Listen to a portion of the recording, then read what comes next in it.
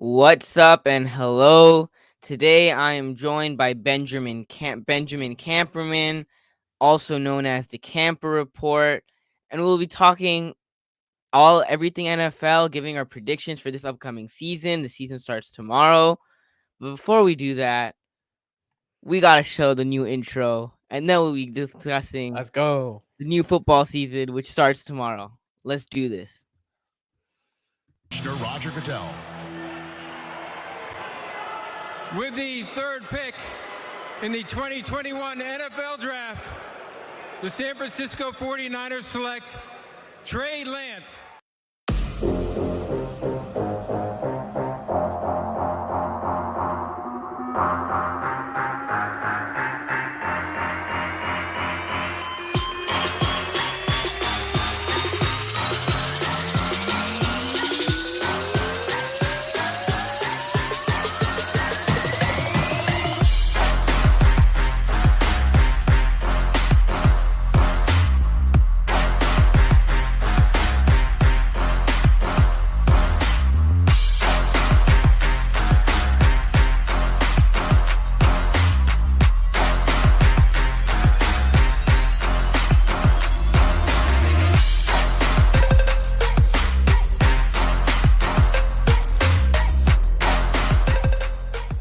He came back from 35 to nothing.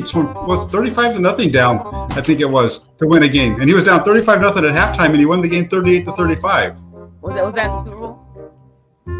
No. Exactly.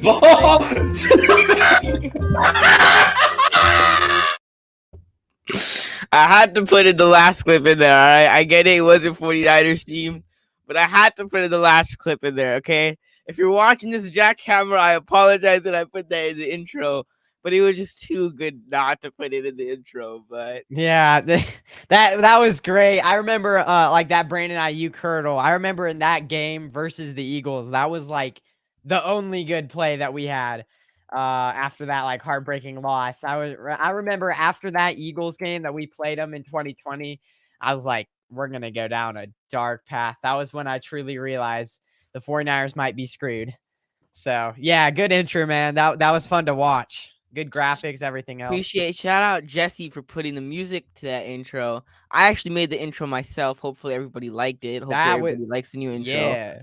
Took almost 2 months to figure out how to put that together and making all the clips and whatever. Wow. And then shout out to Jesse for hooking up the music for the intro. Major shout out to him. Go check out his channel if you haven't already. Last Second Sports. Want to see what's the people in the chat real quick? We got Tony Culp. I think that's Brian Culp's wife, who's a moderator on the channel, or that might be Brian using his wife's phone. But whoever it might be, thank you for tuning in. Always appreciate your support. And David McNew, once again, appreciate your support as always. How you doing tonight, Ben? Before we jump onto the Niners topics, how are you doing today? Yeah, I mean, I'm doing good. Excited for 49ers football and I'm excited for tomorrow because last year our Thursday night football game was Buccaneers versus Cowboys. That game was exciting at the end, but it's nice to have like a divisional team playing for the first game of the season. And also the stakes that go behind this game. The Rams are going to put up their banners this game. The Bills are this is their first game back from that heartbreaking loss. The Rams are, there's a lot riding on this game. So there's a lot of legacy on this game and just a lot to prove on the Bills standpoint, a lot of pressure there. We'll get into it later, but just a lot of football is going to open up in an exciting way tomorrow. Yep, definitely. And I'm looking forward to it. I mean, I couldn't think of a better matchup than the Bills and the Rams to start off a football season. Yeah. So looking forward to that. That's going to be an interesting matchup. We'll talk about that in this stream. But let's jump right into it. First off, let's start off with the Niner topic because this YouTube channel, the majority of the people that watch this YouTube channel are 49ers fans. So let's start off with the Niners topic before we jump into some of the NFL stuff. But let's talk about something that happened today. The 49ers announced their captains. Their captains were Trent Williams, Nick Bosa, Eric Armstead, I forgot who else they got on that. Let It me was look it Nick up real Bosa, quick. Eric Armstead, Trent Williams, Yeah, Jimmy Ward. There were 6, right? Debo Samuel. Jimmy Ward. No, Debo Samuel Wait, he was wasn't? Debo Samuel was ranked 8th. So I got it right here. Eric Armstead, Fred Warner, George Kittle, Trent George Kittle. There we Williams, go. Jimmy Ward, and Nick Bosa. Okay, so there was 5. So yeah, so 6. 6. Last Okay. year they had 7, and this year they had 6. And Kyle Shanahan was doing a press conference, I think, and Trey Lance was voted 7th. Not 6th, but 7th. And last year they did have 7. But this year they decided to have 6. But what is your reaction to Trey Lance not being named a 49ers captain? To me, I don't think it's really surprising, and I know this is what like a lot of people have been saying, but I think you're still relatively new. You're in your 2nd year. You're not really a vet according to this team. You haven't started a ton of games, and in my opinion, like I think a captain should be somebody that's been around the team for a while, that started a good amount of games, at least a season for them. And I know like we always want to bring up like the 2 starts and whatever, but I think that it does kind of matter to the 49ers players. This is voted by the players. I think they love him, but I think it does matter that he hasn't had a lot of experience in their eyes.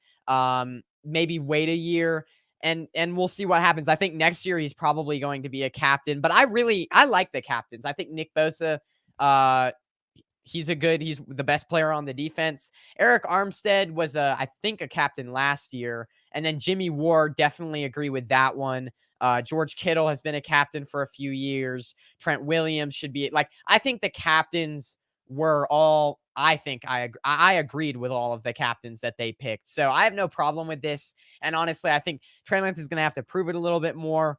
And 7th, if he was voted 7th, then that's pretty good, I think. So.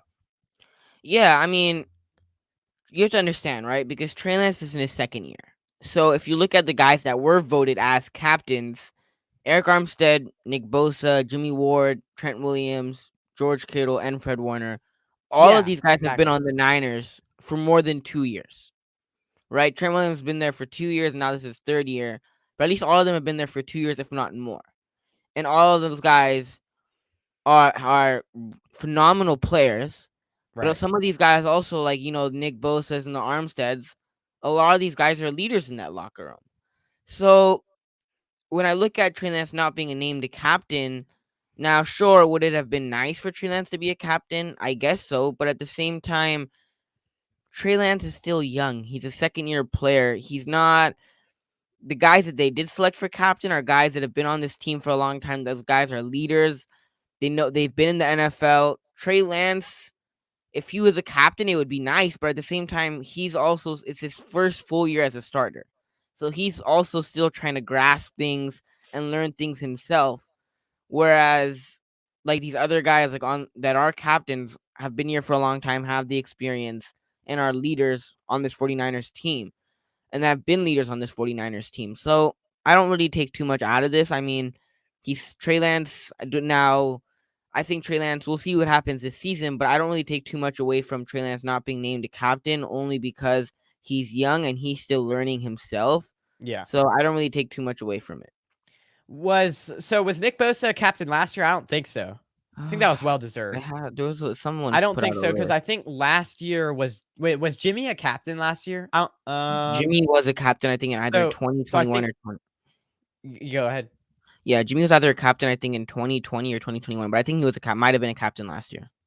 Okay, so I think it's a good replacement, Nick Bosa. That's well deserved. And I mean, Fred Warner has been on this team for what, 5 years? Trent Williams is a vet. He's been on this team for a few years. And then Jimmy Ward has been the longest tenured 49er. George Kittle's been on this team for 5 or 6 years. So all of these guys have a lot of experience, and I don't take too much out of this. Yeah.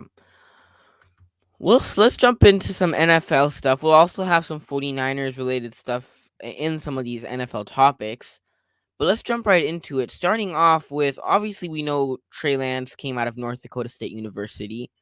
But another Yeah. quarterback that came out of North Dakota State that came out a couple of years before was Carson Wentz. Now, Carson Wentz is an interesting story. I mean, had that great second season with Philadelphia. If he didn't get injured, probably would have won MVP. Nick Foles takes over. Nick Foles wins them a Super Bowl. Carson Wentz struggles the year after that and the year after that. I think either that year after that or in 2019. I think it was 2018. Gets traded to the Indianapolis Colts and his former offensive coordinator, who's the head coach there, and Frank Reich. And statistically didn't have a bad season, but the Colts failed to make the playoffs. And then in the offseason, which I didn't expect at all whatsoever, the Washington Commanders called up the Colts and wanted to trade for Carson Wentz. Carson Wentz Yeah. is now a Washington Commander. And, and I mean, he has to perform this season, or this potentially could be his last chance in the NFL. So do you think if Carson Wentz does struggle and doesn't perform well, do you think this is the last chance for Carson Wentz to be a starting NFL quarterback? Oh, yeah, absolutely. And obviously, it's funny because he's the first quarterback of this new name. So he's kind of representing like the new chapter. I think for both guys, I think for the head coach for what's his name? Skipping me. Ron Rivera. Ron Rivera. This is a super important year, not only for Carson Wentz, but Ron Rivera, because I think Rivera, he needs to make the playoffs. And this is a lot of pressure because I think if you look at the playoff picture right now, I don't think they will make it. And so it's a big year for both of them. I think he needs to win or he's fired. Same with Carson Wentz. But absolutely, I think this is a year where he has to prove he can't stink it up again. He had a really good chance. And the thing that was so sad last year is he had a hot Jonathan Taylor.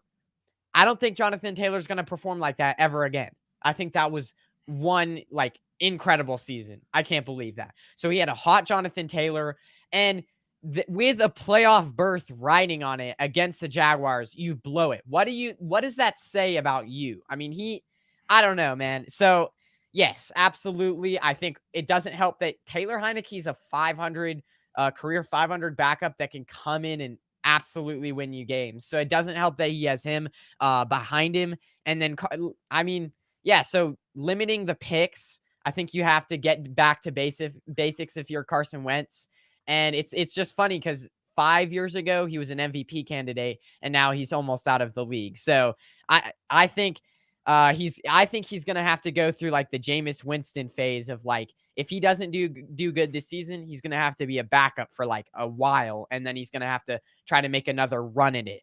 But I think he might be pretty good this year, but the way this Washington Commanders team is built, they're not a that good team. So like, how much will he help them? I don't think they make the playoffs, and I think, yeah, it's going to get blown up after next year. They're not in a good position. I mean, when you look at this Colts team and this Washington Commanders football team, there's things that the Commanders have that the Colts didn't have. Maybe better receivers. Yeah, better receivers, right? And there's strengths that the Colts have that the Washington Commanders don't have. So when you're looking at the Commanders, a lot of people were saying when Carson Wentz was struggling with the Eagles was that he didn't have great weapons, and his weapons were practice squad receivers, and the Eagles were depleted with injuries his last season in Philadelphia, and he's working with practice squad receivers. This year, he doesn't have the greatest running back. Obviously, he doesn't have a Jonathan Taylor type caliber running back, but he has good weapons. Terry McLaurin's amazing, phenomenal. And then he has Curtis Samuel, who they signed last year in free agency from Carolina. So he has weapons. He also has Logan Thomas as his tight end. He has guys. He has guys to throw the football to. Yeah. Now, the thing with Carson Wentz is, I mean, to make it short, right? I think if this team doesn't do well and the Commanders don't make the playoffs, this potentially could be his last season as a starting quarterback in the NFL. Now, could I see the Commanders maybe giving him one more year if they're close to making the playoffs or something like that? I could see that, but I mean, Carson Wentz has to perform and he has to play well, because statistically, last year he wasn't bad, but they just failed to make the playoffs. And even me, I had high expectations for the Colts because I was like, all right, you're Carson Wentz, the best season that you had, Frank Reich with your offensive coordinator. He's the coach of the Colts. He believes in you. He's giving you a second shot. You have Jonathan Taylor. You have arguably one of the best offensive lines in the AFC. I mean, you're in a position to succeed. They put you in a position to succeed, and you still weren't able to make. You struggled in that Jacksonville game, and ultimately the Colts didn't make the playoffs. Yeah. So Carson Wentz has to perform, and if he doesn't do that, this potentially could be his last chance in the NFL because Carson Wentz has had enough opportunities, in my opinion, and it's about time that he starts doing well, and hopefully he can go back to that MVP form because, I mean, he definitely needs to show something and do something because if he doesn't, Carson Wentz's time as a starting quarterback in the NFL will be over. Yeah. If he doesn't. And I mean, if you look at the playoff picture right now, I mean, you have, Saints, I think are better than them. Receiving core, really good. Quarterback, I think is better than Carson Wentz. I think Jameis Winston really went through that phase of being a backup, but I think is better.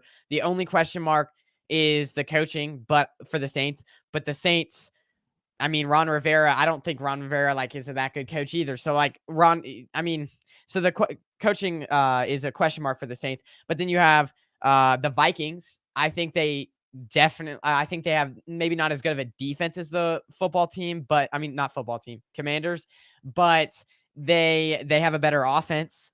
So those are some teams on the bubble that are better than them. I mean, right now I can name you. So Rams, Bucks, Packers, 49ers, let's see, Cowboys, Eagles, and then there's like one more, or maybe Cowboys. Let's say they can beat out the Cowboys.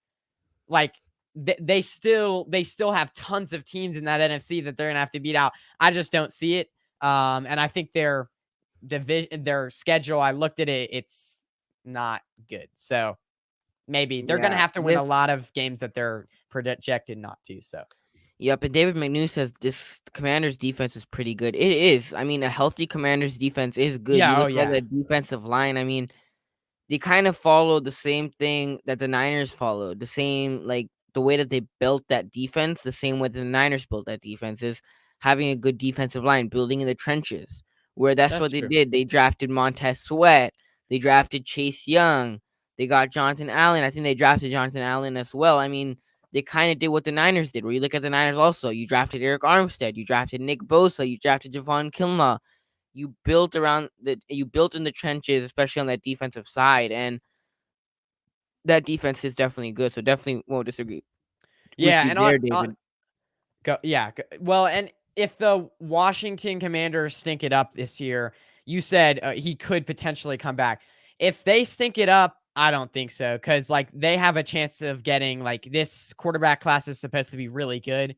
So if halfway through the season you're like, okay, this is going nowhere, then maybe you bench him and then you get a low pick and you try to tank. So I think this season could be over by mid-season. They're going to try to keep it together, but yeah, this could go bad really quickly. But the bright spot of it, if it does go bad, then you have a low pick and you can draft the Ohio State kid or whatever other guy that's out there. So if he stinks it up and this team is 1-5, 6 games into the season, yeah, I don't think, unless he makes a miraculous run the second half of the season, I think Carson Wentz is probably his time with the Washington Commanders is over.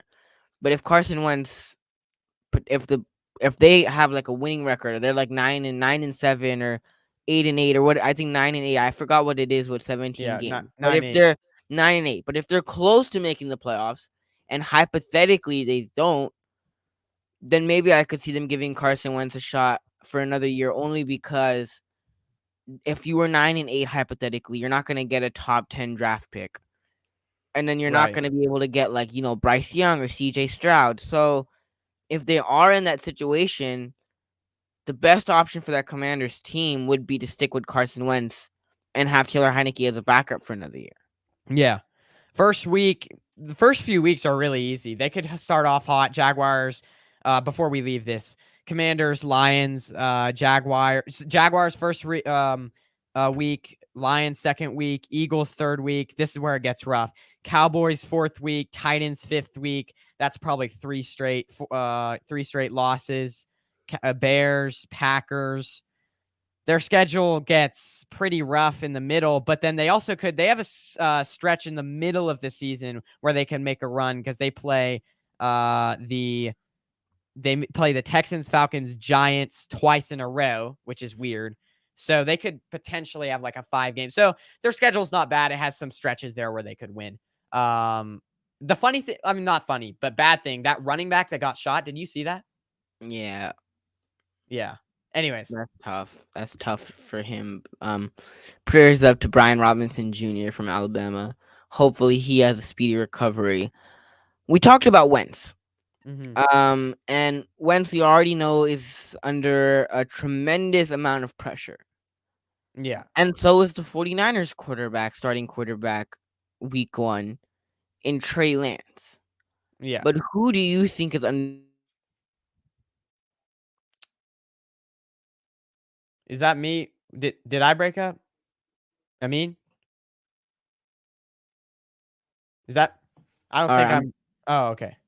All right, am I back now? Yeah. Anybody in the chat, let me know if I'm back. Yes, you are. All right, but who do you think is under more pressure to perform this season? Carson Wentz or Trey Lance? No, absolutely Trey Lance. There is no doubt about that. I think they have, for some people's opinion, they have the best roster in the NFL. I don't agree with that, but I do agree that they have a top 5, top 3 roster. Chris Sims says they have the best roster, and apparently, according to him, our offensive line has improved, which I don't think it has. So don't listen to everything Chris Sims says, but I think it's Trey Lance. I think he's working with a better roster. I think Washington Commanders, if they go 7-10, there's less of I think Wentz, for his career, I think he has to do good. But I think Trey Lance's legacy, he's on a better team. He's with a better coach. If he doesn't do good this season, and if they don't make the playoffs this season, I don't know what's going to happen to Lance. So absolutely the 49ers, just because they have a better team. But at the same time, Wentz, I mean, both of them a lot of pressure, but I just solely off of the fact that if Lance does bad, then it's going to look really bad for him because the team is so good that a lot of people will blame him. For Wentz, it's like the team has still a little bit of holes. So all the blame's not going to fall on him. Plus, the 49ers have a really good coach. Commanders, I don't think do. So this is tough because weighing out both situations, if you look at Carson Wentz, if Carson Wentz doesn't do well, this possibly could be his last chance as a starting quarterback in the NFL, potentially. Yeah. When you're looking at Trey Lance, if he doesn't do well, maybe the 49ers might give him another year. But now that Jimmy Garoppolo is still on this roster, and now that he's the backup for this team, I gotta go with Trey Lance because realistically, for Carson Wentz, if he doesn't do well, like I said, this could be his last chance. But with Trey Lance, now that they kept Jimmy Garoppolo, if Trey Lance doesn't do well and they're struggling and the Niners offense is struggling to get the ball downfield and to score points, and the Niners through 6 games are 1-5, the fans will be chanting Jimmy Garoppolo's name. The media will wondering, is Trey Lance this? Is Trey Lance that? Was Trey Lance the right pick? And then the beat reporters and the guys that are in the locker room might be like, are you considering Jimmy Garoppolo? Is Jimmy Garoppolo an option? And there'll be a bunch of unnecessary attention brought to this 49ers locker room and this team. So if Jimmy Garoppolo wasn't there, this would be a different scenario because I think Carson Wentz has to do well. Right. But because Jimmy Garoppolo is there, Trey Lance, I talked about it on your channel. Trey Lance is on a shorter leash because if he doesn't do well, you have Jimmy Garoppolo that can come in and play, and that's 33-14 when he's a starting quarterback for the 49ers. So it's a tough one to decide because both these guys are under a tremendous amount of pressure. But if I had to go specifically with one, I would go with Trey Lance because Trey Lance's room for error is marginally smaller than for Carson Wentz. Like, even though the Commanders' schedule is easier, I mean, if Trey, if you're an outside, like the media looking in, there's going to be a lot more scrutiny because there's a lot more lights on the 49ers. And from the outside looking in, everything is perfect for this team, so to speak. So Trey Lance, if everything goes wrong, then you have a perfect coach that everyone loves. You have a really good team. It's just, I think for Carson Wentz, if everything goes wrong, you could give him a little bit of slack because I don't have any respect for that coach. So, yeah. Well, we talked about some of the quarterbacks, and let's jump right into the division predictions. Who do you think is going to win Yeah. some of the divisions? I mean, this is an interesting topic. Let's start off with the best conference in football, which is the AFC. AFC.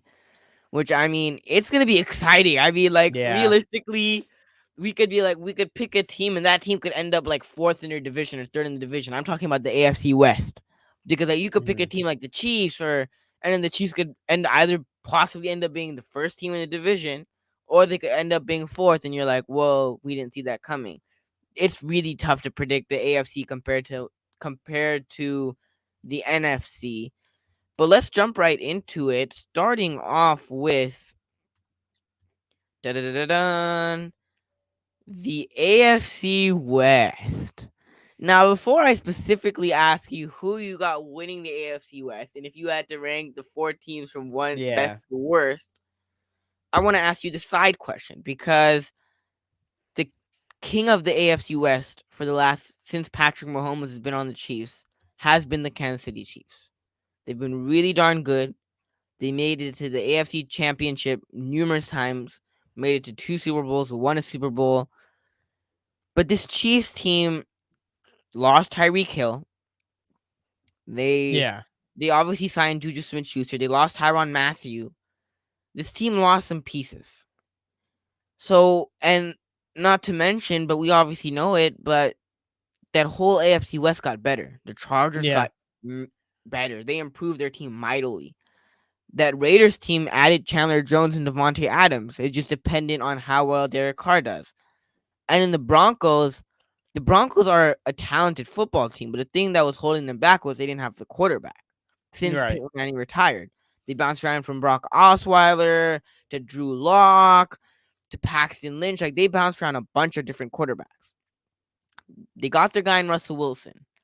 So this AFC West in specific has gotten way better than what it was last year. And in the Chiefs, you could argue they added some guys in Juju Smith-Schuster. They got Justin Reed. But this Chiefs team didn't really make any. They lost some pieces and they got some pieces. They didn't really like improve as much as the other guys in the division, you could say. So, are you concerned at all about the Chiefs? Should we be concerned about the Chiefs? I think their run game, in my opinion, has gotten better. So maybe they lean because they have that rookie that has showed flashes I've heard in the preseason. I can't remember his name at the time, but he's pretty good. And then they got Ronald Jones, who is always pretty solid for the Buccaneers. They got Clyde Edwards-Helaire, who everyone is super high on every year and then doesn't really do good. But they have depth. So I do see them running it a lot more, turning to more of a run game. But I think, like, Tyreek Hill was good, but I understand the move to get rid of him because I think the money was starting to get too expensive.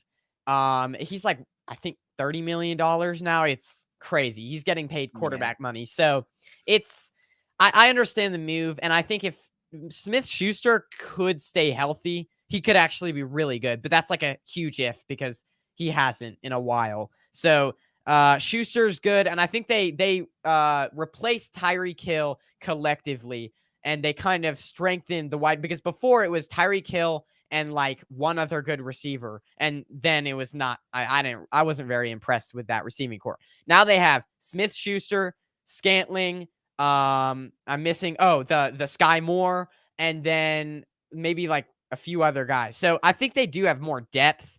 They're just not as like top heavy, you know, they have like more role players instead of just like a star receiver. So like, I think this team, I'm not concerned about them. I think maybe they lean a little bit more on the run game and Travis Kelce. And I think they have a proven coach compared to the Broncos, who I'll get into them later, but I don't think the Broncos have a proven coach. We still need to see it from him. So I'm not worried. And maybe I'm going to let this be a little bit of a suspense. Maybe they'll be my division winner. So Should we be concerned about the Chiefs? To make it short and simple, no.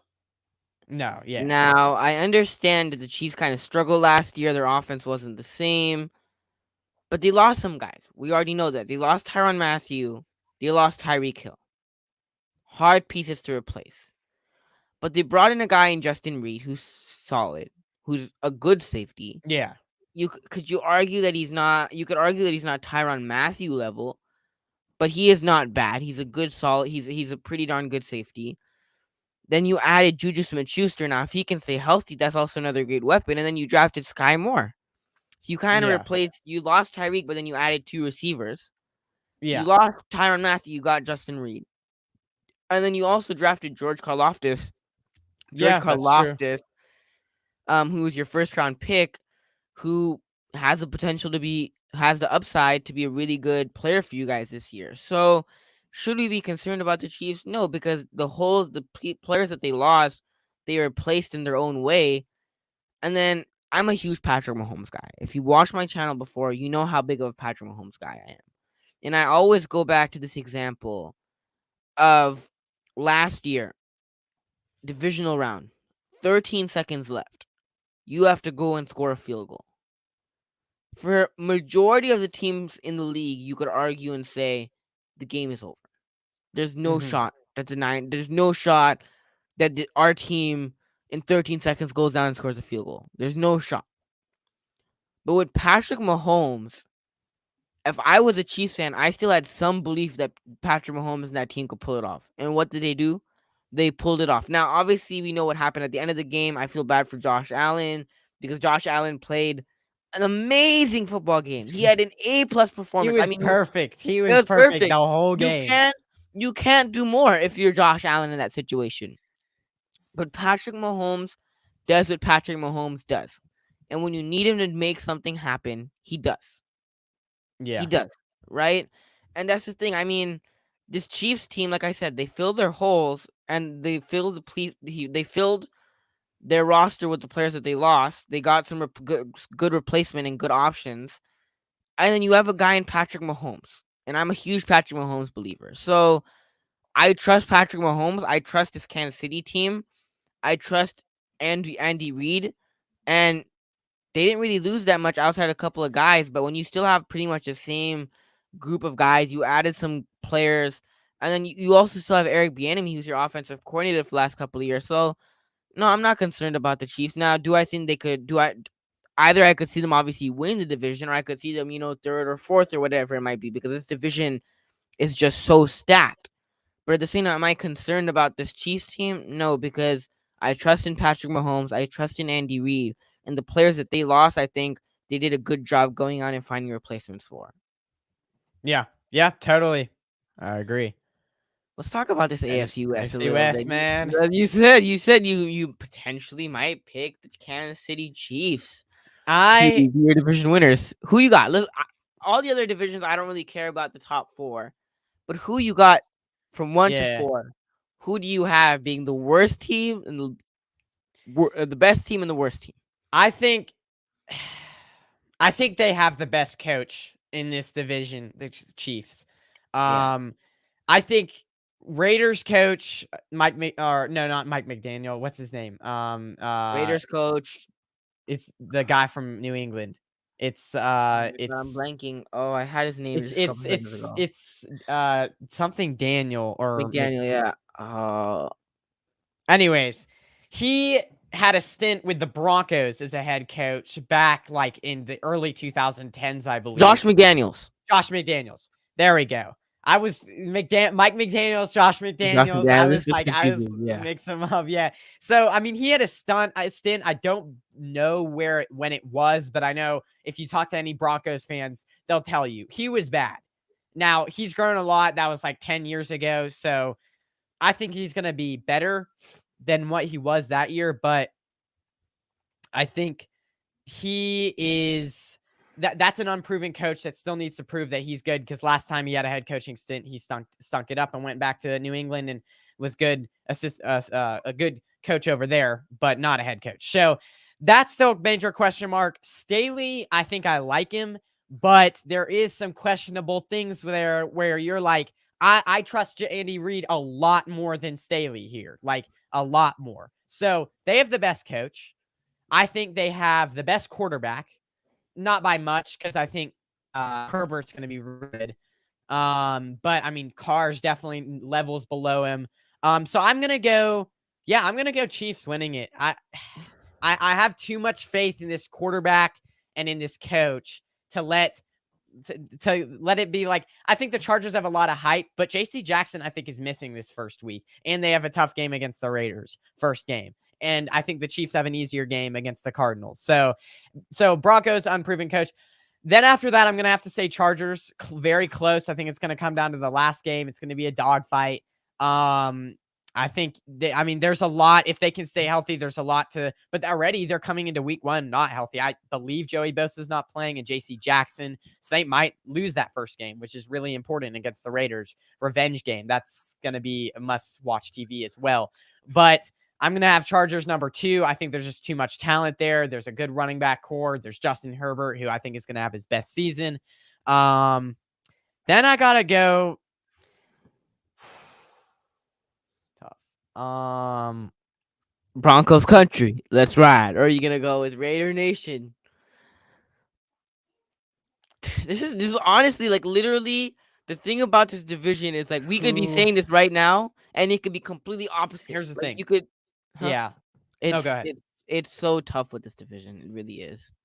Here's the thing. I think if Mike McDaniels works out, I'm gonna go Broncos, because that Raiders coach that they had, that they have, I don't know, he's a first-year head coach as well. So I'm gonna go Broncos, because I think they do have a better quarterback.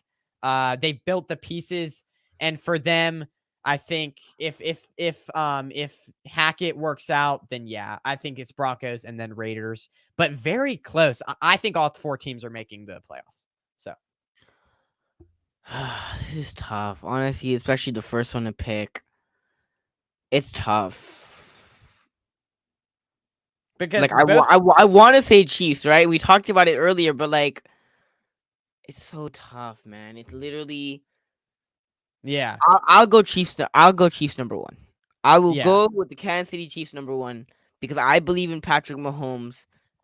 And like you said, the guys, those coach, like Andy Reid, obviously has the best track record because he's been the head coach the longest. Yeah, I just gonna go with the Chiefs. It's the safest option. You could argue that Chargers are, but I'll go with the Chiefs. Now, here's what I will say though.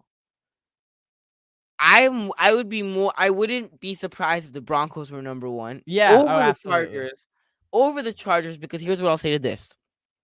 Even though I'm going Chiefs, Russell Wilson with Seattle would still literally put the Seattle franchise on his back. Yeah, I think so. And carry them to the playoffs. Imagine what he can do with a good team. Yeah, now, the only reason it's a little bit different is because now he's going up against. He's slightly older, but he's going up against really good competition now. Yeah, that's true. So it's gonna be interesting to see what he's gonna be able to do going up against good competition, because we already know what he did in Seattle. Some seasons he put up MVP numbers with an atrocious offensive line, but would still make things happen. But what's gonna happen now that he's in a good situation? Will he? Obviously, I think he'll do well, but will he be able to win those tough divisional games? We'll see. But I wouldn't be surprised if the Broncos do end up being number 1. Yeah. Number 2, I'll go with the Broncos. I'll go with the Denver Broncos because I've seen what Russell Wilson can do. Russell Wilson has been able to put up MVP caliber numbers in Seattle. Now, it might be a little bit harder to do that because he is in Denver, but Denver's a better team. That definitely helps them out. Number 3, I'll go Chargers. And all these 3 teams could win at 8, 9 games plus. They all could have winning records. They all are amazing teams. Chargers, I'll go number 3. I believe in Justin Herbert. That team got way better. They added JC Jackson, Khalil Mack. The Chargers team it's a really darn good team, and depending on how well Justin Herbert will perform and how well he'll do, the Chargers team, the sky's the limit for this Chargers team. And in the Raiders added Chandler Jones. They added Devontae Adams. Now, don't get me wrong. Derek Carr isn't a bad quarterback. He's better than Jimmy Garoppolo, and he's a top 15 quarterback in the NFL. But the way that I look at it is he's not better than any of the other guys in this division. Mm-hmm. And I said this before, but this division is going to be hard to win. And whenever they play each other, it's going to be a dogfight. But what it comes down to, I feel like sometimes in certain games, in certain situations, what it'll come down to is when you need your quarterback to make a play, who do I trust more? Derek Carr has been able to do it before. And Derek Carr had a late quarterback come back against the Colts last year. He's not bad at it. He's actually he's good at it. But who do I trust more when I need a play from my quarterback? Who do I trust more? Patrick Mahomes or Derek Carr? I would go with Patrick Mahomes, me personally. Yeah. Justin Herbert or Derek Carr? Justin Herbert, I trust him more. Personally, I trust him more, in my humble opinion. Russell Wilson or Derek Carr? Russell Wilson, I trust him more. Yeah. So I'm not trying to knock Derek Carr. It's just that it's gonna be hard to win this division. All the teams are good. We all know it. And ultimately, like, your quarterback has a huge impact on either if you win that game or lose that game. And me personally, I just trust the three guys in that division more than I trust Derek Carr. Yeah, and Derek Carr's not a bad quarterback, but I just trust those three guys more than I trust Derek Carr. And good quarterbacks are able to mask over bad coaching. I just think with the Broncos, like with Russell Wilson, I feel like it's been so bad for years. It's just the Seahawks have just tried so hard to keep the ship from crumbling. On paper, the Broncos are a better team than the Raiders. Now, Broncos still have a question at O-line. I think the Chargers O-line, I'm kind of surprised you picked them third because I think the Chargers O-line is really good. And the Broncos O-line is still a big question mark. It's not that great, but they have a great run game, so they can lean behind that.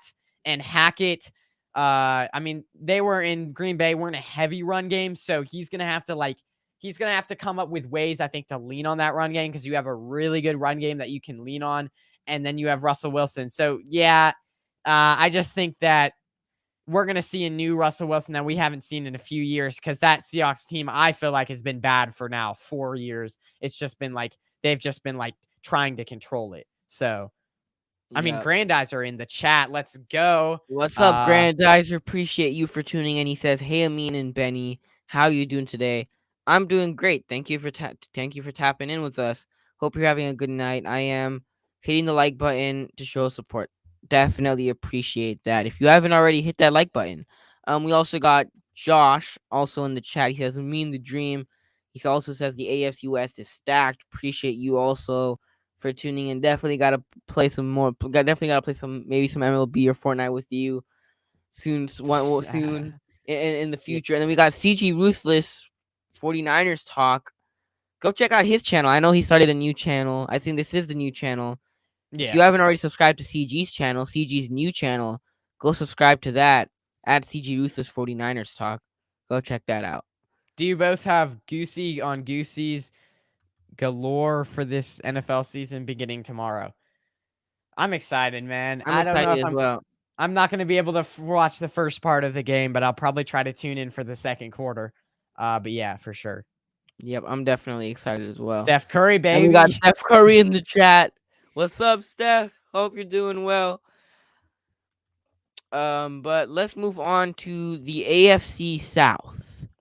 Now, the AFC South, you got the Titans, you got the Colts, you got the Jacksonville Jaguars, and you got the Houston Texans. Who are you going to win in this division? Who do you think is going to win this division? I think it's a two-man race. But who do you? I think it's Colts. Titans could be surprised because I really don't think this team is that good. I'm going to say Colts. Yeah, I think the Texans could be a surprise. The Jaguars could be a surprise. They got really improved. I think, like, for the Jaguars, I think we really haven't seen this team without, like, last year was kind of a mirage. It wasn't, like, that wasn't a real head coach. Doug Peterson at least is, like, competent. So that's going to help that quarterback situation. They went out and spent a lot of money in free agent, like, to try to build that team. I'm still going to go Titans just because they can lean on a run game.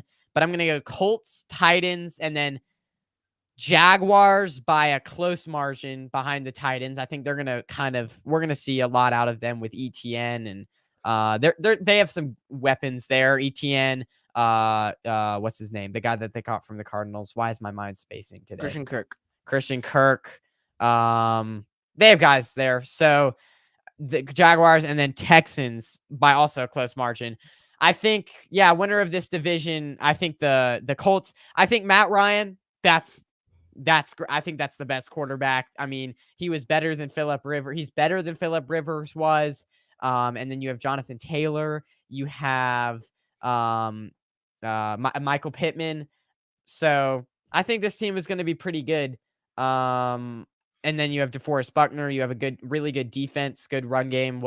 So I think with a competent quarterback last year, they're going to win this division. I think easily. It's tough because I don't know how well Matty Ice will do, but He's better than Carson Wentz, though. Go ahead. It is. I'll go Tennessee number 1, depending on if Derrick Henry is healthy. And if he is, I mean, we know what Derrick Henry can do. He's a monster. I'll go Tennessee number 1. Okay. But I could see the Colts obviously winning the division, depending on how Matty Ice is. I'll go the Colts number 2. Not really much to say about the Colts. I mean, they're definitely better than the other 2 teams in the division. They got Matt Ryan, who is an upgrade over Carson Wentz, so we'll see what they do this year and what they're able to do this year. The Jacksonville Jaguars, surprisingly, I'm not putting them 3rd. I'm putting them 4th.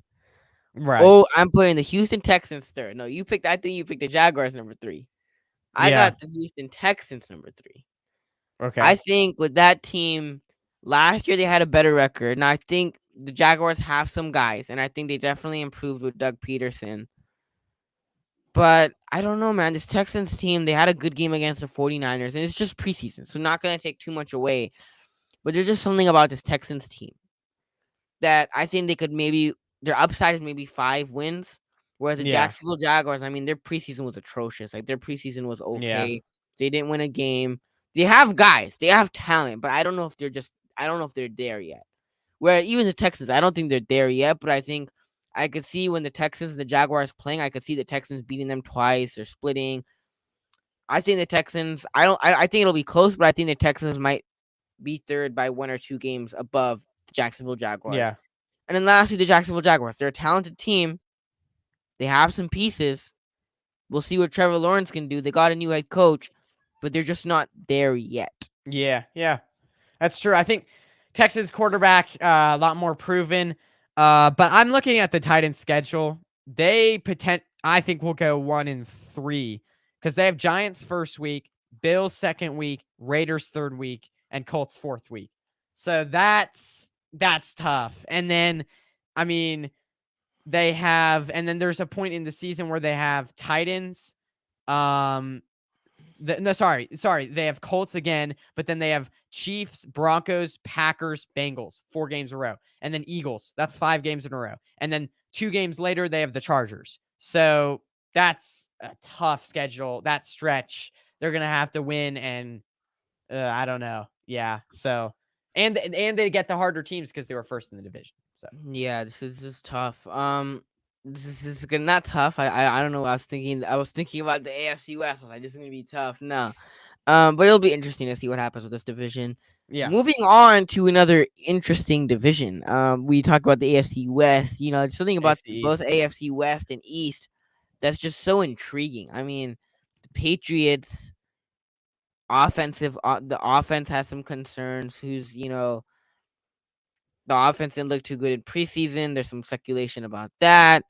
The Bills obviously are the Buffalo Bills. Not too much to say about that.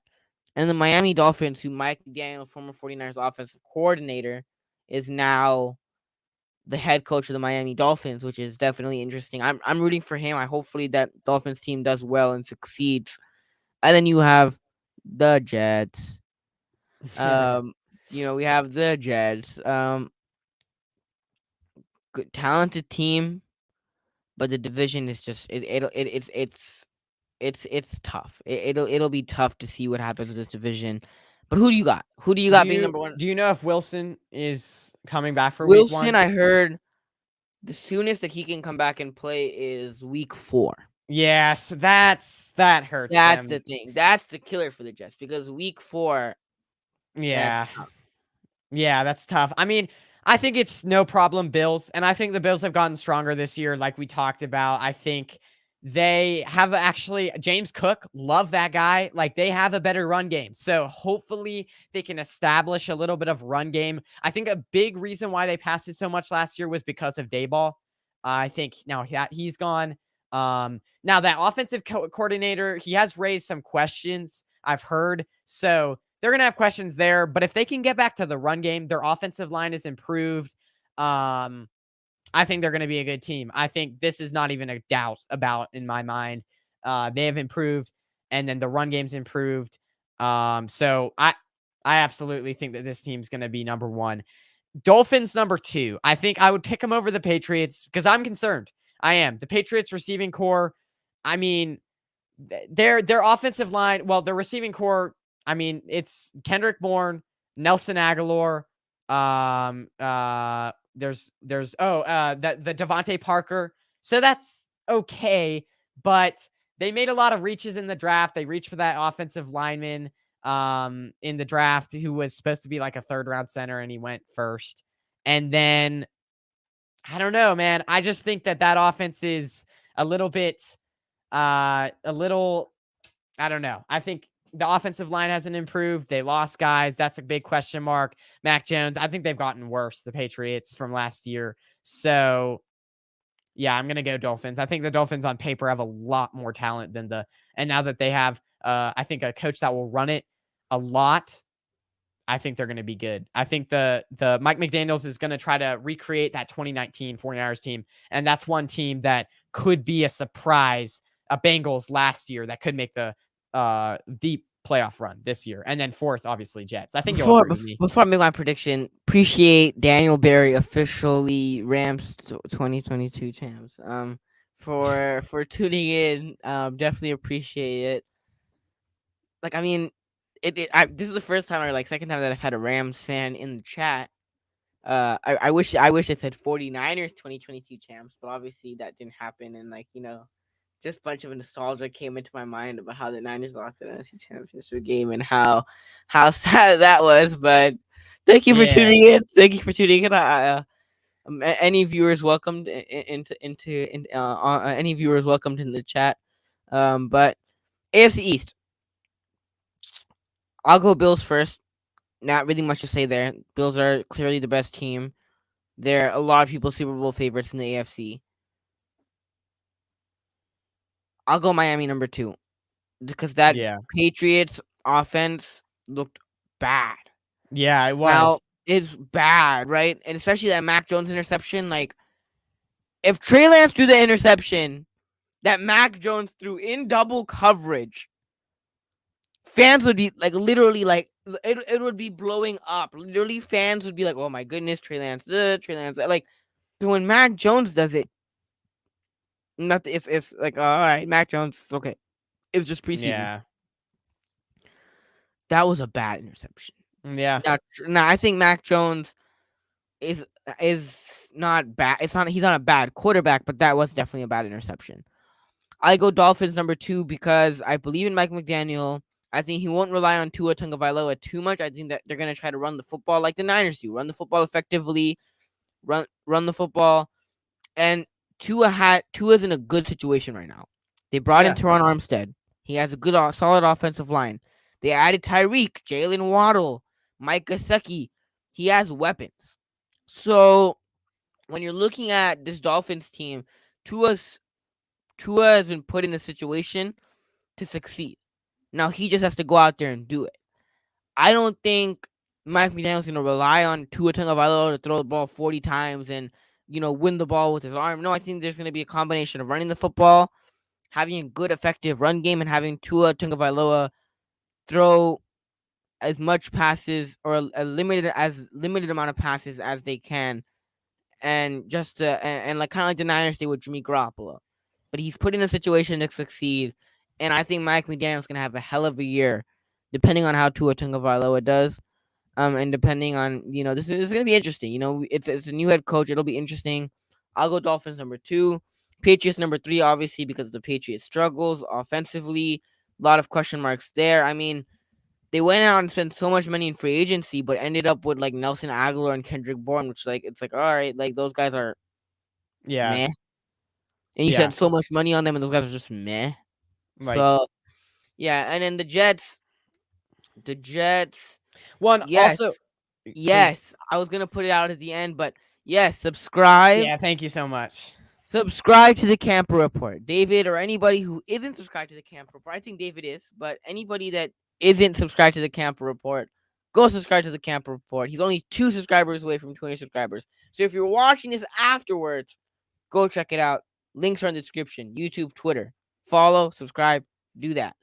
Thank you. Yeah, Jets last only because Zach Wilson, the earliest he'll be able to go is week 4. You're gonna be rolling out with Joe Flacco for 4 weeks of the season. I'm scared. And that's the earliest. That's terrible.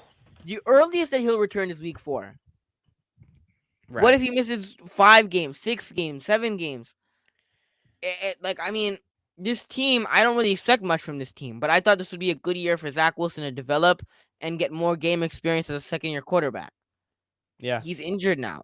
If he's missing more than 5-6 games, I don't see this team. I didn't see this team making the playoffs in general, but it makes it even harder for them to make the playoffs, and it makes it even harder for them to win football games without Zach Wilson. So yeah, it's pretty simple. Bills, Dolphins, who I think are going to surprise some people this year, Patriots, and then the New York Jets. Before we leave this, though, I will say this is why I think Patriots aren't going to be very good. A lot of coaching turnover, a lot. And so more of the burden is going on. I think McDaniels was really important. More of the burden is going on Belichick. More of the drafting burden is going on Belichick. And then we saw last year how they absolutely got obliterated. Them and the Eagles were the 2 teams that should not have been in that playoffs because they were embarrassing. So, 30 points, that's disgusting. So, yeah, that's the reason why I rank them 3rd. And I could see the Jets. I think they had a really, really, really good draft.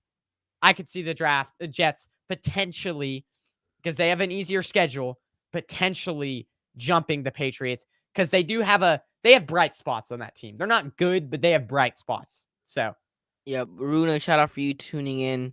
That's low, man. 9-8 is my prediction. I'm going 10-7 again. Go ahead. The Niners team, it'll be interesting to see. There's we'll talk about it later, but it'll be interesting to see what happens with the Niners team. Yeah, this Niners team has a lot of talent, but then they always deal with the injury bug. George Kittle went down. Who knows how severe that is? This Niners team has a lot of talent every year, but then the injuries, you have a new quarterback. It'll be interesting to see. David Medusa's 49ers house. I agree. It is the 49ers house. Grandizer, it's weird because he goes between go 49ers and then he's a Dolphins fan. But then he also cheers for it seems like when he's in the chat, he cheers for the Rams. Sometimes. Hey man, the more support, the better. So weird. It'll be interesting to see what the Dolphins do this year. I think he's happy that I predicted the Dolphins number 2, but it'll be fun to see. Yeah. This NFL season is probably gonna be my favorite to watch out of all the seasons that I heavily started watching football, because there's a lot of interesting things that are gonna happen in this season. A lot of interesting matchups. And real quick, the Dolphins were a borderline playoff team last year. I think they got way better. So that's what I'm going to say. Keep going. Yep. Let's move on to. We have 2 more teams into AFC. Yeah. Oh no, I think we already talked. No, we only have one more team. We have one more division. AFC North. Who you got? We have the Bengals, the Steelers, This is the hard. Baltimore like the AFC is like This is just the a second bunch of best tough, division there. difficult Yeah. divisions. They're all difficult. Let's do it. Who you got? Who you got number 1? I want to say the Ravens so bad, but I mean, they have running backs back. Their receiving core, it's never really been good. So, like, I'm not too worried about that. Lamar is so playing for a tough. contract.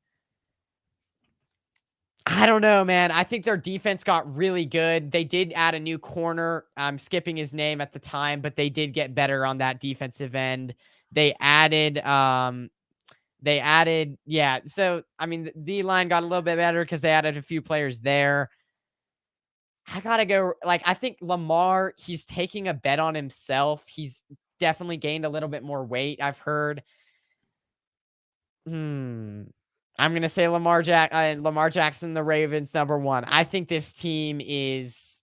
I think with the running backs back, they've gotten better in the secondary. Lamar Jackson is playing with a fire lit under his butt because they won't give him the money he wants. He represents himself. I think it's the Ravens. Very close. I think it's the Bengals number 2. I think the Bengals have a lot of hype under this season, and that's validated.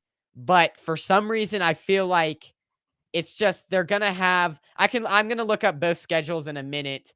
But I think it's gonna be Bengals number 2. 2, 3. We've got the Steelers and the who else? Wait, hold on. Name the other team.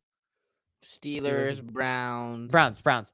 I'm going to go Steelers number 3 just because that Browns schedule is really hard. That's another. I had a video on that. That Browns schedule has like 8 weeks straight that are just brutal. And that's before Deshaun Watson comes back. I think that's going to hurt their year tremendously. I'm going Steelers number 3, Browns number 4. You're surprised, man. I can look. I'll prove it. I'm not surprised. Lamar's revenge could potentially happen if they don't give him the contract because he wants that contract. And a lot of players, when they're in that situation of they're on the verge of having a new contract or getting a contract, that year is like their best year and they ball out. Like Deebo Samuel balled out this year and then got his back. So it'll ultimately be interesting to see. I'll go with the safest option. I'll go with the Cincinnati Bengals. I feel like if you made it to the Super Bowl last year, your offensive line was atrocious, and you added Lyle Collins, you added Alex Kappa, you drafted North Dakota State guard, you drafted North Dakota State tackle who had Cordell Volson, who I heard a lot of good things about. Yeah.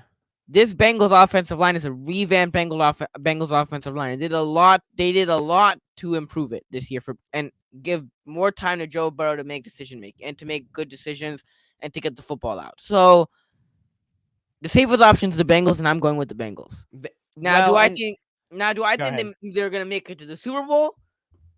That's not likely. But do I think they win a division? Yes.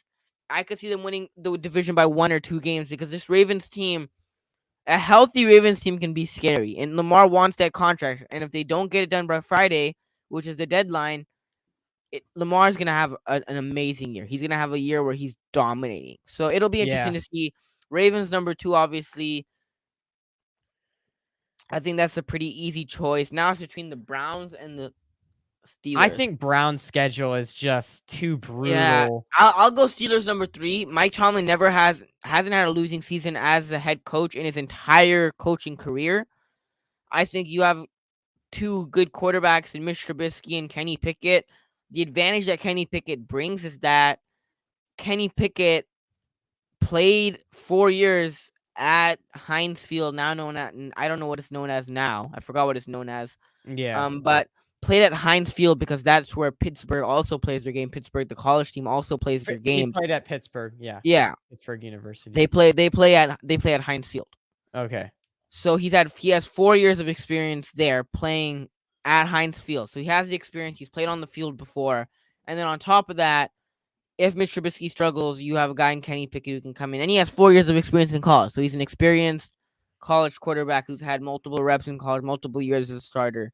So I'll go Steelers 3, and then Lastly, I'll go the Browns. You don't have Deshaun Watson, For which is definitely 11 difficult. weeks, man. It's hard. 11 weeks not having a starting quarterback, that's difficult. That's really, really difficult. And then Jacoby Brissett, I mean, this division's already tough. I mean, like, if you're playing the Yeah. Bengals, are you realistically beating the Bengals with Jacoby Brissett? Not likely. Realistically beating the Ravens with Jacoby Brissett? Not likely. You got the Bills. You got the Buccaneers. You have such a tough Yeah. schedule. N- It's such a brutal schedule. Not having Deshaun Watson for 11 weeks is really gonna hurt this Browns team. So Yeah. Bengals, Ravens, Steelers, and Browns. Here's my case though for the Ravens. They had a good draft. Like I remember watching that draft and saying, and I had to remind myself, Hamilton. Tyler Linderbaum, Yeah, they best had a center good in the draft. They got a guy who should have been a top 15 pick, but wasn't because of his injury. He's going to be out for the first few weeks. David Ojabo. That's really good. They have Marcus Peters still. He's pretty old. Obviously Marcus Williams, Marlon Humphrey, Kyle Hamilton. So their offensive line got better. They have better running backs. Their defense is really good. I just think this team is built. I think their defense can match up with the Bengals. Also, the Browns schedule, man, going back to what you were saying on the Browns, from week 5 onwards, it's Chargers, Patriots, Ravens, Bengals, Dolphins, Bills, Buccaneers. That's tough. That's basically really tough. That's all before Deshaun Watson comes back, which is the next week against the Texans after the Buccaneers. They're going to potentially lose every single one of those games. I'm scared. I really am. So, no, Browns last for sure. Yeah. Well, we talked about the AFC. Moving on to the NFC.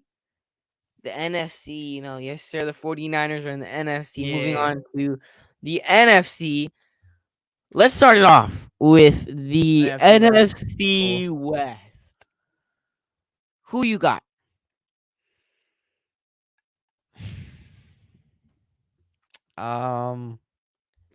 This is so tough. Honestly, this is probably one of the hardest. This is like I'm going to say Rams. Safe bet. I think they have Trey Lance. Well, I mean, sorry. Like, we have Trey Lance, but Rams, I think, are a safer bet. So, I'm going to say Rams, 49ers, and then Cardinals, Seahawks. Rams have a really tough schedule. Yeah, they do. I'm going to say it. I'm going with the Rams number 1. It's not that it's all dependent on how well Trey Lance performs. I don't know how well he'll do. I believe in him. I think he'll have a good year, but the Rams have a really difficult schedule, but so do the 49ers, the Buccaneers, the Chiefs. They got a really difficult schedule. So it'll be interesting to see what happens this year. I'm going with the Rams only because that team got better. They improved. I know what that Rams team is. They obviously are Super Bowl champions. Improved their team. Added Allen Robinson, Bobby Wagner. They got better, and I mean they have a tougher schedule. But I trust Matthew Stafford more than I trust Trey Lance, at least right now, because I haven't seen Trey Lance, and the Niners are dependent on how well Trey Lance does. So, yeah, I would say Rams, 49ers, Cardinals, and Seattle. I mean, not really much to explain about the Cardinals over Seahawks because the Seahawks are dog doo-doo. Yeah, they are. And also, the Seahawks aren't even going to be trying to win this year. I think they're going to be trying to get a top quarterback in next year's draft. That's clearly their plan. Yeah, there's not much to look forward to that year. Like, I've talked to a lot of Seahawks fans, and they've said, yeah, we're just basically looking forward to who we're going to get in the draft next year. So, yeah. Granddaughter says, do you guys know Lamb Chop Play along with Shari Lewis? A Cards fan says that about the Rams. I honestly, I'm gonna be honest. No. I have no idea what you're talking about, but no. Yes, boo the Rams. Boo the Rams. Lamb chops. Moving on to the NFC South. I think this is pretty simple. If you don't mind, I'll start this one off. I'll go Tampa Bay. They have injuries, but Brady is Brady. You don't doubt Brady, okay? Brady can make up for the lack of coaching, for the lack of offensive, whatever it might be. I trust Brady. Now, do I think they might win a Super Bowl with all these injuries? No, but do I think they'll win the division? Yes. Do I think they're a playoff team? Yes. I don't know about the Saints lost Sean Payton, who's been their coach for almost 10 plus years. On top of that, Jameis Winston's coming off a torn ACL. Jameis Winston, he wasn't bad last year, but I don't know how he'll be coming off a torn ACL. So, to make it short and simple, Tampa Bay obviously first, even with those injuries. I still trust Tom Brady in that Tampa Bay team. Saints second, because I think they have a lot of good players, and that defense is amazing. It's an amazing defense. That defense is great. I think that defense is going to be a strong point of that team this upcoming season, like it is pretty much for the last couple of years. Carolina 3, I think with Baker Mayfield or with Sam Darnold, I think they're solid options. Baker Mayfield just has to not play bad football, not turn over the football, because Sam Darnold started off the first 3 games really, really well. And then after the first 3 games, I mean, he fell off a cliff. He was horrible, started making bad decisions, started forcing the football. He was struggling. If Baker Mayfield doesn't do that and can play good football, smart complementary football, and can just limit his mistakes, I think they'll have. I don't think they're going to make the playoffs, but I think they could win. Their ceiling is like 8 or 7 wins, 8 wins.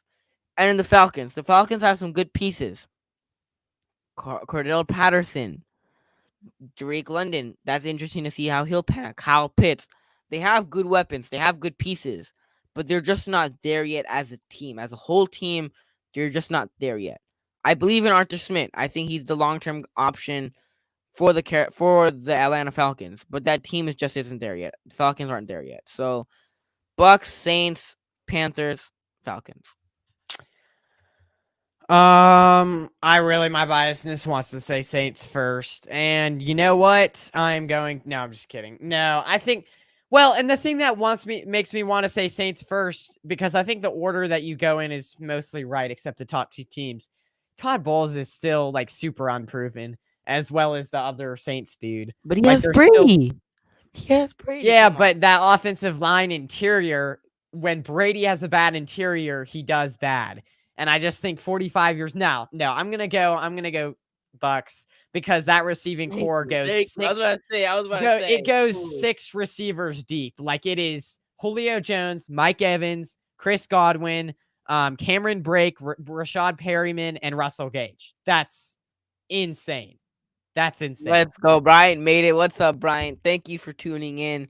Definitely appreciate the support. Go ahead. This Bucks team, I mean, that's the thing. They still have a lot of talent.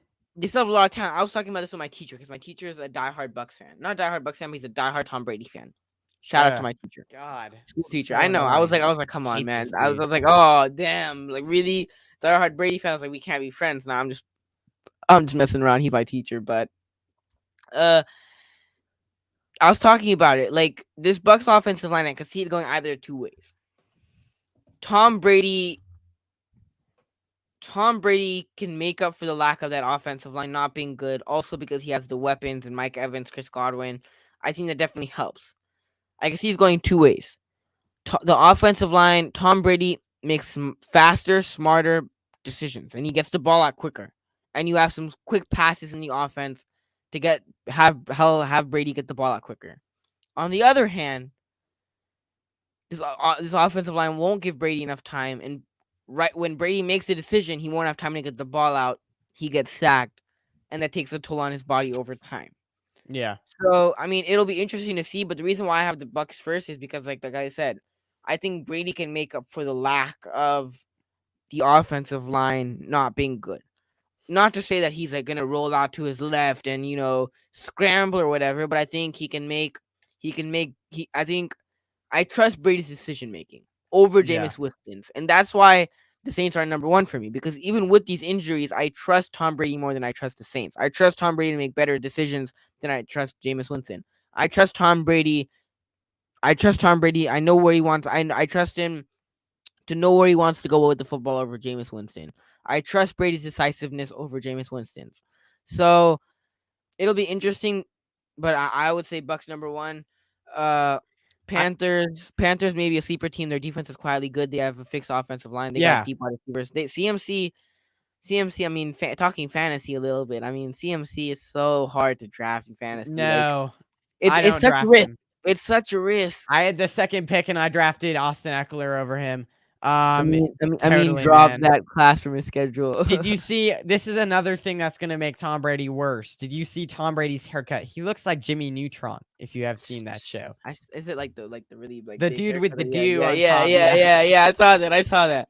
So I mean, yeah, I think they have still a ton of talent on that team, and it's going to be hard not to. But it's close. I think it's like the Bucks like 11-6 and the Saints 10-7. So. Yep. To answer David Manu's question, Tom Brady isn't getting younger. Is this the season he falls off or he tails off? No. That O-line is not good, though. And Here's what I'll say. Statistically, yes, Brady's stats could be lower than what it was last year because the offensive line isn't healthy. And they have a bunch of reasons in that offensive line. But is Brady going to struggle so bad that, like, this Brady, like, everybody's going to be talking about Brady and him having a bad season? No. I don't think Brady falls off. I think, yes, I could see his stats potentially being lower than they were last year. But I think Brady's just too good of a quarterback. And Brady just puts in so much work during the offseason that, like, if Brady wants to play till he's 50 and his body allows him to, Brady will be fine because Brady just puts in so much work, has the work ethic. Brady, I mean... That's the thing. This might be an unpopular opinion, and I'll say it. Aaron Rodgers isn't a bad quarterback, but I feel like Aaron Rodgers, compared to Tom Brady, doesn't care about football the way Tom Brady does. And I think a lot of us can agree on that because Tom Brady, if he's losing, if he lost the Super Bowl, he's thinking about it all night. And I'm not saying Aaron Rodgers doesn't, but there's just something that I see about Tom Brady and his work ethic, still being at the age of 45, still trying to play, putting in work. You see the videos in the offseason. I mean, it's hard to play football at the age of 45. Like, I have family members that are 45 years old or that are Tom Brady's age and that have bad knees or that have hard time walking or whatever it might be. And Tom Brady's going out there and playing football with a bunch of 20-year-olds, and he's 45 years old. That's hard to do. Yeah, totally agree. I just still think it's close, man. That offensive line is not looking good.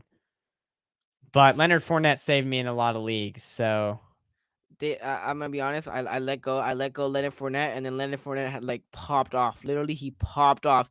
I let him go, and the week after that, he puts up 48 against the Colts. I'm like, damn it. Him and Jamar Chase for me last year, and Joe Burrow were basically my team.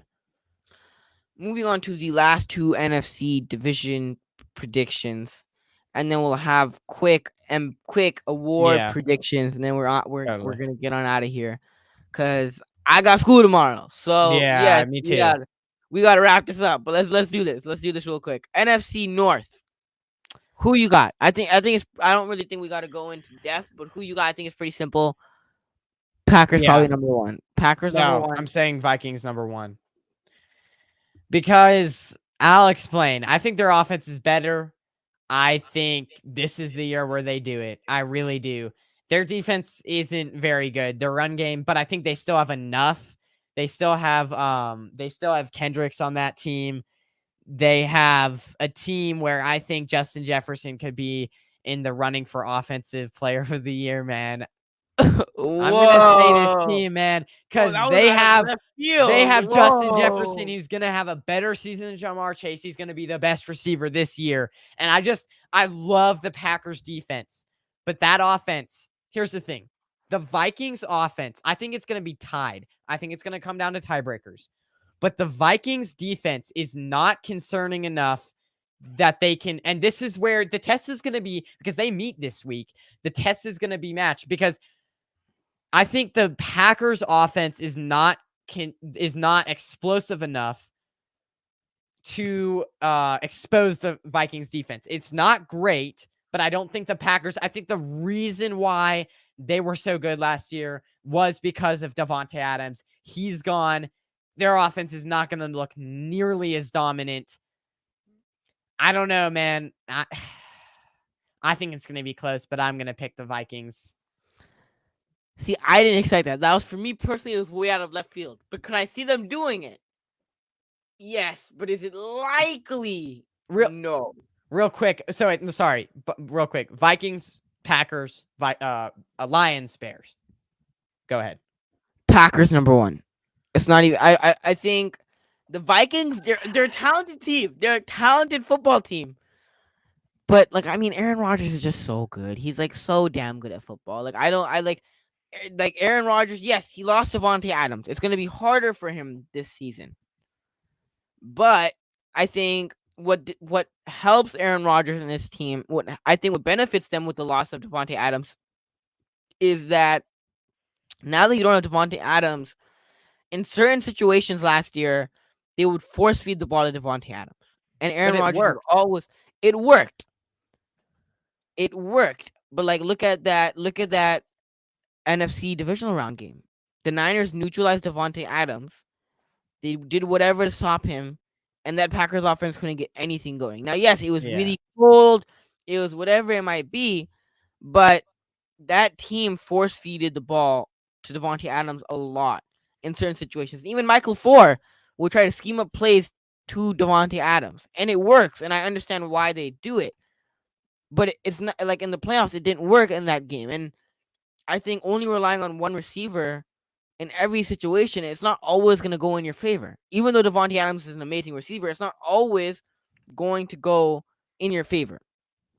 So not having Davante Adams, I think it allows other guys to have more opportunities, and it allows Aaron Rodgers to get comfortable with his other receivers.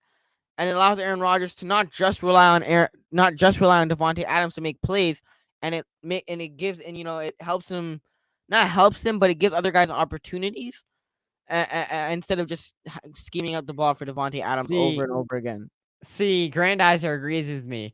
Vikings should have a top 10 offense. Packers untested wide receiver core. I don't know about the Packers defense. Yeah, they have Dobbs at like the number 3 receiver. Tell him, Benny, don't let him get away with that Packers talk. Did Rodgers make D Adams? Okay.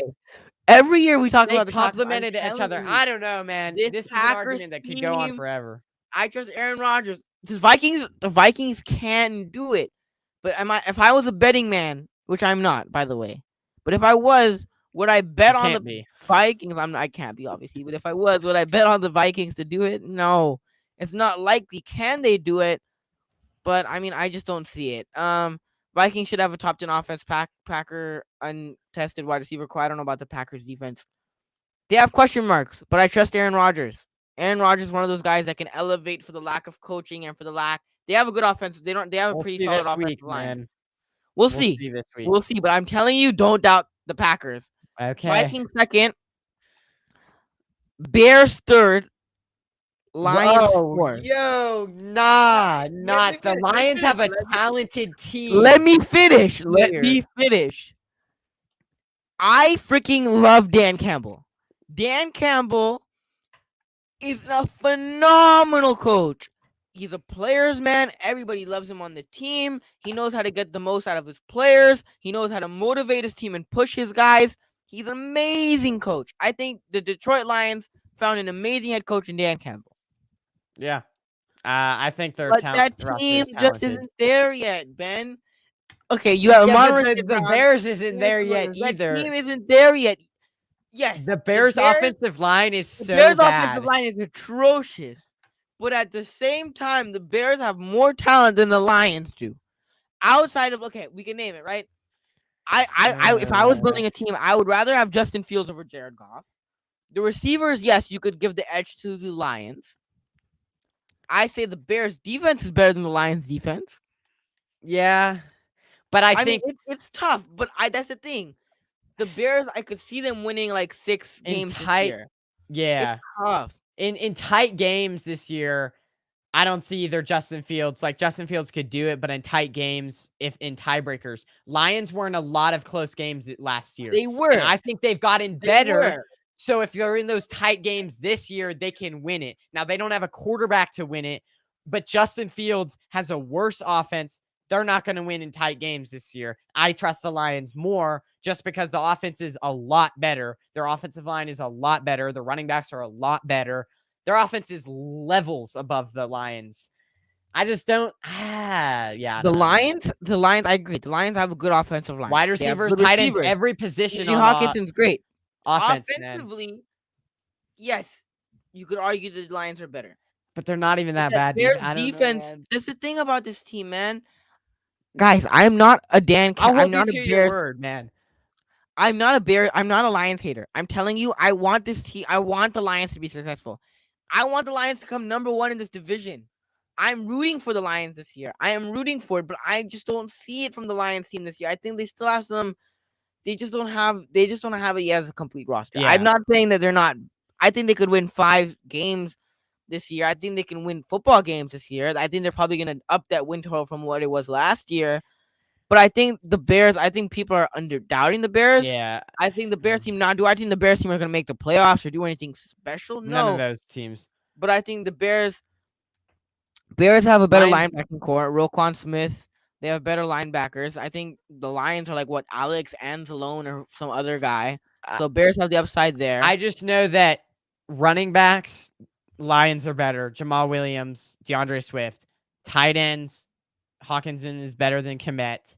Wide receivers, St. Brown, Chark, and I can't remember the other. Oh, the guy that they drafted who should be good. And they were in a lot of close games last year, man, and they have an easier schedule. So It was. I mean, Lions linebacker core is pretty bad. I mean, that's the thing, man. Like, I want this Lions team to be successful. Yeah, because I love whatever. Dan Campbell. I love this Lions team, but I just don't see it from them yet. At least not Yeah. right now. It's tough because, like, that's the thing. I'm rooting for this Lions team. Like, I hope people don't think that I'm not. Like, I'm rooting for this Lions team. I want them to be successful. I want them to make the playoffs. I want them to win playoff games. But I just don't know if they're there yet as a team. yeah. That's all I'm saying. Moving on to the last division, the NFC East, also known as the NFC Least. Let's make this simple because I don't think we really care about the Commanders or the Giants. Who do you have winning the division? Are you gonna make your brother happy and pick the Eagles, or are you going with America's team, the Dallas Cowboys? America's team. No, I'm just kidding. No, I think the Eagles have gotten really good with Gardner Johnson. I mean, if you look at that trade, they absolutely I think the highest they paid was like a 5th round pick for him in the future. Nah, I think the Eagles are clearly better. But the thing is, I want to see a little bit more out of that coach. Because I think Eagles, he has gotten away from the run. They can't get away from the run this year. They need to stick to it no matter Eagles what. fans were rioting last year. Yeah. They were so upset on Twitter that they were can't do it, abandoning man. the run. And so I think that coach is probably, I don't know. I have mixed opinions about whatever his name is, about oh my gosh. Wow. Anyways, and I think I have mixed opinions about that coach. I don't know how good he'll do in the play, but I think this roster, this offseason is too good to just put him number 2. I just think the way they've improved, I mean, it's levels above. And they have an identity. If they can find their identity early, then they're going to win a lot of games. It's going to be Eagles, Cowboys, Commanders, and Giants. Giants are like a 4-win team in my eyes. So go ahead. Eagles are going to win this division. Jalen Hurts, I believe in Jalen Hurts. And I agree with you. They have to stick with the run. I think having a good run game helps teams out a lot. This team is what they did this offseason. I mean, I don't get it. I think Grandizer, since you're in the chat, what I would like to say, I really appreciate you for tuning into this whole stream. It's 9:48 here. You probably have better things to be doing on your Wednesday night, so I really appreciate you for showing your support and tuning in. But throughout the whole stream, but this Eagles team, I don't get it. Oh no! Please don't tell me. Yeah, he does. He does. I was wondering, is that me? My headphones? How long has this been going on? It's been happening like the whole stream. No, like 20 seconds, man. All right, is it better now? Is it better now? Let me know. Let me know. It's better. It's better. It's better. Keep going, man. All right, cool. All right, this Eagles team, I don't get it. Howie Roseman has some scratch, like, oh no. Still, Wait, no. It doesn't sound bad on my end. I can go to the stream here. Let me go to your stream. let me know. Let me know, guys. Let me know, people in the chat. Let me know. Is it better now? Is it still? Let me go to your stream. Let me know, guys. Let me know. Yeah, it's fine, man. Is it better now? All right, cool. People in the chat. I mean, David McNew and Grandizer. If it gets worse or it's still static, let me know. Yeah, no, it's good. Like I said, I don't understand this. I don't understand sometimes Howie Roseman, because Howie Roseman, like, okay, drafting J.J. Arcega-Whiteside over DK Metcalf, A.J. Brown, Terry McLaurin, and Deebo Samuel is like, what? Really? Drafting Jalen Reagor over Justin Jefferson. What? Really? And in Jordan this Davis offseason, was a good the pick, man though. goes out. Huh? Jordan What were you Davis was saying? a good pick. That's the thing. Then this year, he goes and gets A.J. Brown, goes and gets Jordan Davis, yeah. draft Jordan Davis, and has an amazing offseason. I'm like, dude, Howie, where's this been this whole entire time? And then on top of that, who did they get from the Saints? They got someone from the Saints, a corner from the Saints, who's solid. The Gardner Johnson. Yeah, C.J. Gardner Johnson. Like, Howie, where's this been the whole time? If I was an Eagles fan, I would be really happy this year. But I'm like, this was an amazing year by Howie. What he did with this Eagles team, I mean, it's amazing what he did this offseason.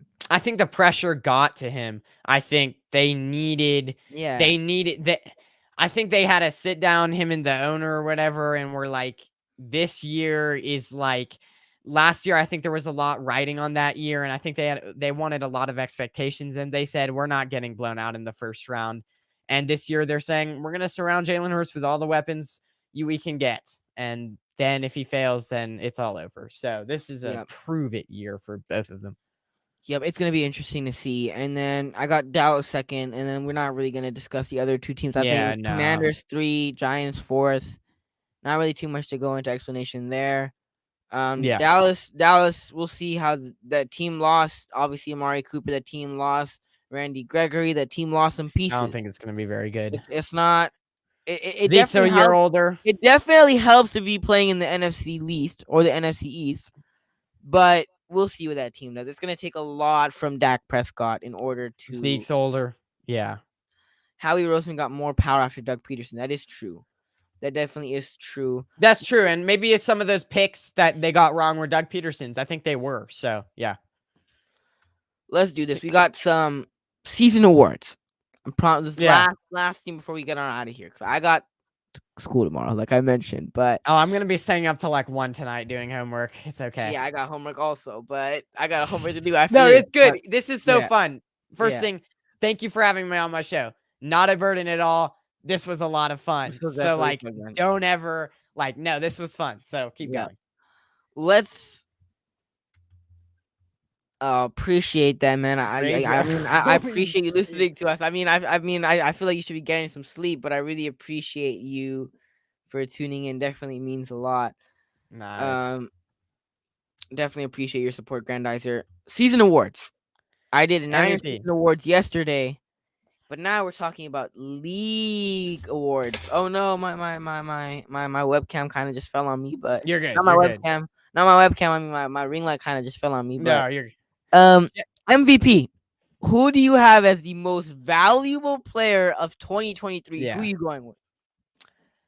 I think Justin Jefferson is going to get some votes. I think he's going to be that good this year. I think that head coach for the Vikings was mainly focused on the defense. There was not a lot of good things coming out at the end.